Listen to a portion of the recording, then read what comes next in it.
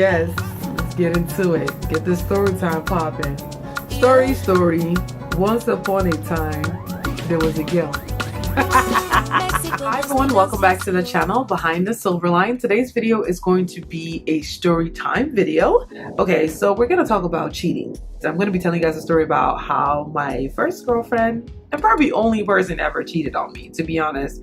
I mean, if anybody has ever done that, male or female, I really don't know. I don't know why I was so naive to the topic of cheating in my relationship. I just never thought that it existed in a lesbian relationship. I guess because I was younger in the relationship when I first got into it. I just thought that girls were more sensitive to doing stuff like that. Usually I feel like when most females cheat in their heterosexual relationship, they're doing it because the man has actually done something for them to do it.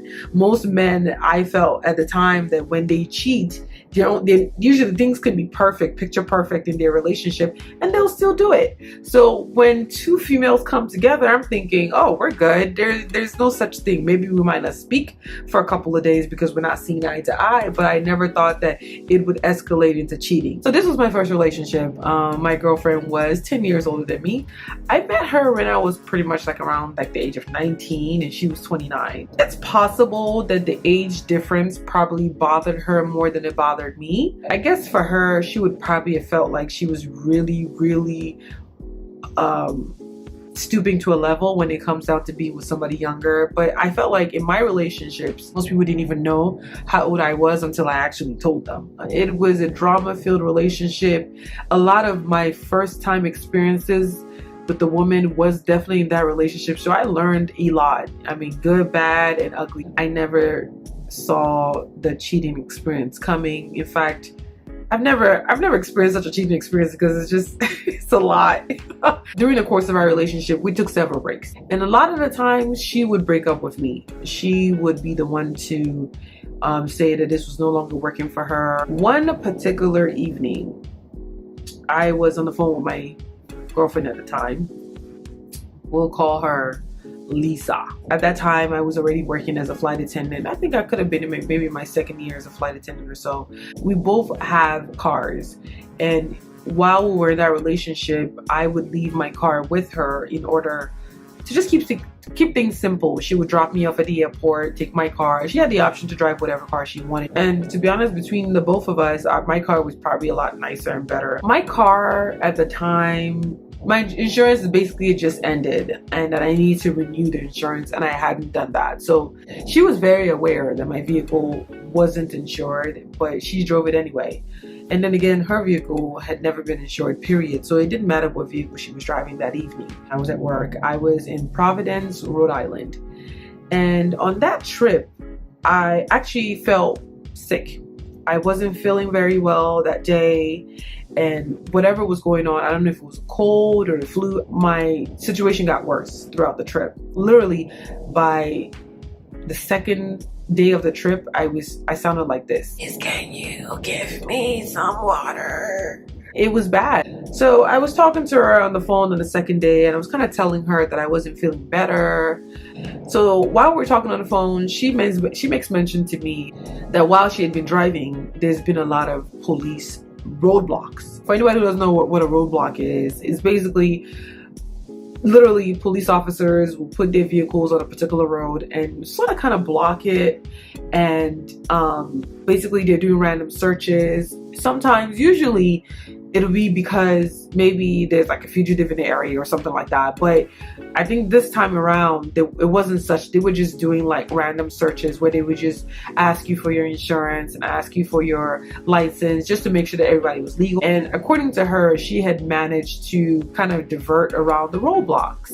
I said, the car doesn't have insurance, so just be careful. You might want to park it somewhere and walk home. Literally while we were talking, she had come up on a roadblock that she could not detour from.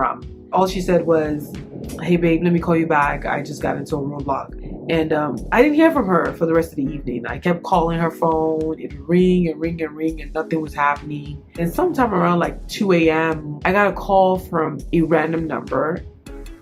I picked up the call and it was my girlfriend at the time, Lisa, where have you been? Where are you calling from? And she lets me know that she's calling from jail. I was like, oh, really? Was it because of the vehicle? She's like, yeah, the vehicle didn't have insurance. They set her bill at $1,200 or something like that. And she was wanting to find out if I had money to bill her out. $1,200, like, I just gotten paid, and you guys won't believe it. My paycheck was exactly $1,200. I got bills to pay. I can't just give you $1,200. So I was like, you know what, babe? I can help you out with some of the money, but it's possible that you might have to call your family members and give you $600 because I know that I still got like phone bills to pay. You know, of course, my car didn't have insurance at the time, but I was planning on getting insurance on the vehicle. I was like, you know, can we meet halfway? Because I don't think I have all of the money to give to you. So she said, okay, well, you know what? I'll call you back. I never got a call back from her. The next morning, I call her phone. Again, nothing's going through. And at this point, I'm really getting worried. One of the first things I do is I call my company up and I'm like, hey, look, I'm not feeling very well and I don't know that I can continue this trip. Is there a way that you guys can have somebody replace me? I would do whatever, but just I need the help. I didn't let them know that I needed to be home, but they were very aware that I was not feeling well because my voice, I had absolutely lost my voice and they could barely hear me on the phone. So they were like, you know, that's fine. If you can find somebody to replace you, we'll take you off the trip. And that's exactly what happened. I caught a flight back to Atlanta. On my way there, I called a couple of times and she still didn't answer. Now, this is the next day, morning into afternoon. I'm calling, nobody's responding. And I just stopped calling. I could have left her a message to let her know that I was coming, but I think there was a part of me that just wanted to show up. I call a friend of mine to pick me up from the airport. So my friend picks me up from the airport and she drives me to the house. She waits downstairs while I go upstairs to go knock on the door. I didn't have keys to the house either because my car keys had the house keys and my car keys attached to it. So I knock on the door. Nobody responds. But then I hear this funny noise. Like, it sounded like footsteps. It sounded like somebody was behind the door, kind of like either running around or something. Like I could swear that I heard something. And then I went around the building and I noticed that one of the bedroom lights in the house was on, or either the TV was on because something was like flickering. So I was like, okay, somebody's home. My friend comes up and she's like, is everything okay? You're not getting in? And I said, no, I'm not sure if anybody's home. She's like, well, just come to my place and chill out since you don't have anywhere to go. I was like, no. I'm pretty sure somebody's home though. My friend was like, okay, well, I'm leaving. I said, fine. So she left. I'm there at the door and I knock some more. I start making phone calls and trying to figure out what's going on. At the time, I didn't necessarily live with her because my home at the time, or where I was living, was at my sister's place. But because we were in a relationship and we spent so much time together, a lot of my stuff was there, and that was pretty much where I called home. It's not where I received mail. At that time, we had a house guest that was staying with us. Maybe like another hour goes by. The house guest calls me back and says, oh, she's not here. And I said, she's not here? Where do you think I am though? They were like, well, wherever you are, she's not here. And then I started really suspecting something. I went back around the house to check out the window that I had seen earlier, and the lights had gone out. I was like, somebody's home. I mean, I'm not understanding what's going on. What, you're not going to let me in? Since I was convinced that somebody was home, I wasn't leaving. At some point, I got really tired. This is like January in Georgia. It is cold. At this point, I had set up a camp in front of the door. I had taken my sweater out.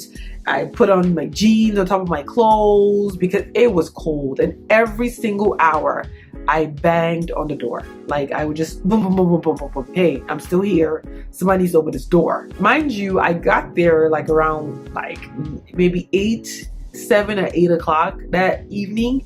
By 3 a.m. the next morning, I'm still sitting out there and nobody has come to open this door.